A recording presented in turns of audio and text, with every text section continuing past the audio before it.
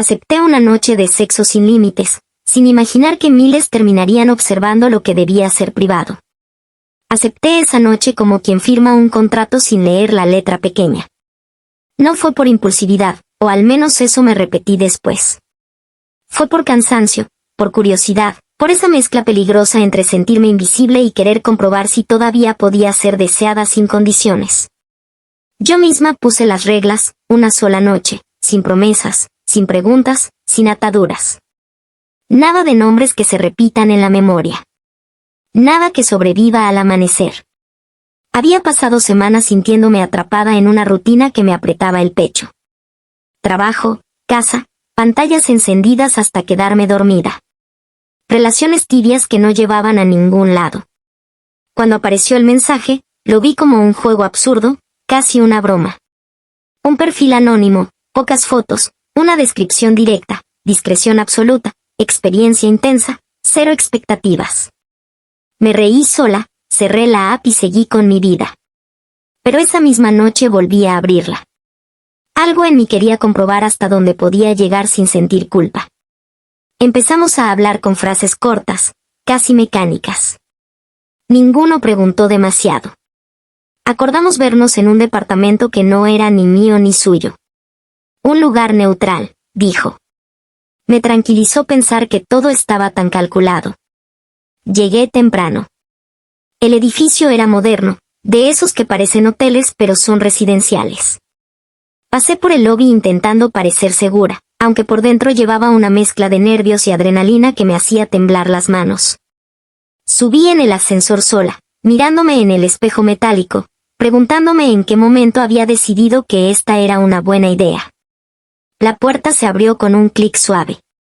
El departamento estaba en penumbra, iluminado solo por una lámpara cálida. No hubo presentaciones largas ni charlas incómodas. Nos observamos como dos desconocidos que ya habían tomado una decisión. Todo ocurrió rápido y lento a la vez. No entraré en detalles porque no es necesario, basta decir que me sentí vista, escuchada, desarmada. Era justo lo que había pedido, o eso creía. Durante un momento olvidé el mundo. El tiempo se estiró hasta volverse irrelevante. Yo estaba ahí, presente, sin pensar en mañana. Y entonces, cuando todo parecía fluir sin sobresaltos, noté algo que no encajaba. Una luz diminuta parpadeando en una esquina del techo. Tan pequeña que cualquiera la habría ignorado. Yo misma dudé de haberla visto. Intenté concentrarme de nuevo, convencerme de que era solo una ilusión causada por la sombra. Pero la sensación no se fue. Al contrario, creció. Mi piel empezó a erizarse por una razón que no tenía nada que ver con el momento. Miré alrededor con más atención. Otro punto oscuro cerca de la estantería. Un reflejo extraño en el espejo del pasillo. Quise preguntar, pero me contuve. No quería romper el ambiente ni parecer paranoica. Además, ¿qué iba a decir? Oye, ¿estamos siendo observados? Sonaba ridículo. Me prometí a mí misma que al terminar revisaría el lugar con calma. Solo tenía que esperar. Ese fue el error. Porque justo cuando estaba a punto de levantarme y decir basta, el teléfono sobre la mesa vibró. Una notificación apareció en la pantalla, visible para mí aunque no la toqué. Era un mensaje que no estaba dirigido a mí. Reconocí el icono de una app de transmisiones en vivo. El nombre del canal parpadeó un segundo antes de desaparecer. Mi corazón se detuvo. ¿Qué fue eso? Pregunté, tratando de sonar tranquila. No respondió de inmediato. Ese silencio, breve pero pesado, fue suficiente para que todo se derrumbara dentro de mí. Sentí un frío repentino en la espalda, como si el aire se hubiera vuelto hostil. Me levanté de golpe, envolviéndome con lo primero que encontré. ¿Qué fue eso? Repetí, esta vez sin intentar disimular. Me miró con una expresión que no supe descifrar. No era sorpresa. No era miedo. Era cálculo. No es lo que piensas, dijo finalmente. Y en ese instante entendí que sí, que era exactamente lo que pensaba, y peor. Ese momento, justo ahí, es donde todo quedó suspendido. Yo parada en medio de un departamento ajeno, con el pulso desbocado, rodeada de objetos que de pronto parecían tener ojos. Sin saber si correr, gritar o quedarme inmóvil. Sin saber cuántas personas estaban al otro lado de algo que nunca había visto. Pero la historia no terminó ahí. Ojalá hubiera terminado ahí. Salí de ese lugar sin mirar atrás. No recuerdo cómo bajé las escaleras ni cómo llegué a mi auto. Manejé sin rumbo durante horas, con la sensación de que algo irreversible había ocurrido. Me convencí de que, aunque hubiera existido una transmisión, nadie podría reconocerme. No había mostrado mi rostro claramente, me repetía. Era solo paranoia. Durante días no pasó nada. Volví a mi rutina, aunque con una ansiedad constante que no me dejaba dormir. Revisaba mis redes sociales con miedo, esperando encontrar algún mensaje extraño. Nada. Empecé a relajarme. Quizá todo había sido un malentendido. Quizá exageré. Hasta que llegó el primer correo. No tenía asunto. Solo un enlace y una frase. ¿Eras tú? No hice clic. Borré el mensaje. Luego llegó otro, de una cuenta distinta. Después otro más. Algunos eran respetuosos, otros invasivos. Personas describiendo detalles que nadie más debería conocer. Mi estómago se hundió cuando comprendí la verdad, no solo había sido grabada, había sido vista. Intenté denunciar, buscar ayuda, entender cómo alguien podía hacer eso sin consecuencias. Descubrí un mundo que prefería no haber conocido, plataformas ocultas, transmisiones privadas, comunidades enteras dedicadas a observar lo íntimo de otros como si fuera entretenimiento. Yo había sido contenido. Lo peor no era la vergüenza, sino la pérdida de control. No saber dónde estaba ese material ni quién lo tenía.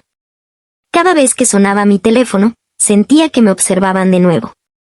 Cambié hábitos, cerré perfiles, me volví desconfiada de todo y de todos. Durante meses viví así, esperando que el interés se apagara, que mi imagen se perdiera entre miles de otras historias. Y en parte ocurrió. Los mensajes disminuyeron. El ruido bajó. Empecé a respirar un poco más tranquila. Hasta que un día, mucho después, reconocí mi propia voz en un video que no estaba buscando. No mostraba nada explícito. Solo fragmentos, sombras, sonidos. Pero era yo. Y el contador marcaba miles de reproducciones. Ese fue el momento en que entendí algo que nadie te advierte. Cuando aceptas una noche sin límites, a veces el límite no lo cruzas tú, sino alguien más, y ya no hay forma de volver atrás. Actualización. No pensé que volvería a escribir sobre esto, y mucho menos para contarlo como una actualización. Parte de mí quería enterrar todo, fingir que esa noche y sus consecuencias se diluyeron con el tiempo. Pero algo ocurrió hace unos días que me hizo entender que el silencio ya no me estaba protegiendo. Después de descubrir aquel video, entré en una especie de piloto automático. No lloré de inmediato. No grité. No hice nada dramático. Cerré la laptop con cuidado, como si el ruido pudiera alertar a alguien, y me quedé sentada en la cama mirando la pared durante horas. Lo que más me impactó no fue verme, sino leer los comentarios. Personas discutiendo sobre mí como si fuera un objeto, como si no existiera fuera de ese fragmento editado de mi vida. Durante semanas evité cualquier pantalla que no fuera estrictamente necesaria. Cambié de número, eliminé correos antiguos, borré aplicaciones. Pensé incluso en mudarme, convencida de que alguien podía reconocerme en la calle solo por cómo caminaba o por el tono de mi voz. Vivía con una alerta constante, como si el mundo entero supiera algo que yo no podía controlar. Busqué asesoría legal. La respuesta fue fría y decepcionante. El material estaba alojado en servidores fuera del país, bajo identidades falsas, con términos y condiciones diseñados precisamente para que nadie se hiciera responsable. Podía intentar denunciar, sí, pero el proceso sería largo, costoso y probablemente inútil. Salí de esa oficina sintiéndome más pequeña que nunca. Intenté terapia. Me ayudó a dormir mejor, a respirar sin que el pecho doliera tanto, pero había una pregunta que siempre regresaba. ¿En qué momento perdí el derecho a decidir sobre mi propia intimidad? La respuesta nunca era clara, y eso me frustraba aún más. Pasó casi un año. El ruido digital se apagó. Ya nadie me escribía. Empecé a reconstruir mi vida con piezas nuevas, más cautelosas. Aprendí a decir no. Aprendí a desconfiar de la palabra discreción. Pensé, sinceramente, que lo peor había quedado atrás. Hasta que recibí un mensaje directo desde una red social que casi no usaba. No era ofensivo. No era explícito. Era educado, incluso torpemente respetuoso. Creo que te debo una explicación. El remitente no usaba foto real. El nombre no me decía nada. Estuve a punto de bloquearlo sin leer más, pero algo en mí necesitaba saber. Quizá fue curiosidad. Quizá fue rabia acumulada buscando una salida. Respondí con una sola palabra, ¿quién eres? La respuesta tardó horas. Cuando llegó, sentí cómo me sudaban las manos.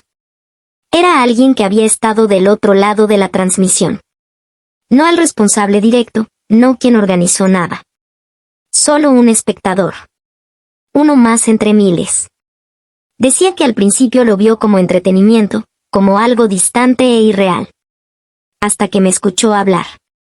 Hasta que notó el miedo en mi voz en un momento específico del video, justo antes de que la transmisión se cortara abruptamente. Ahí entendí que no era un show, escribió. Que eras una persona real. No supe qué sentir. Parte de mí quería insultarlo, culparlo, hacerlo responsable de todo. Otra parte estaba demasiado cansada para odiar.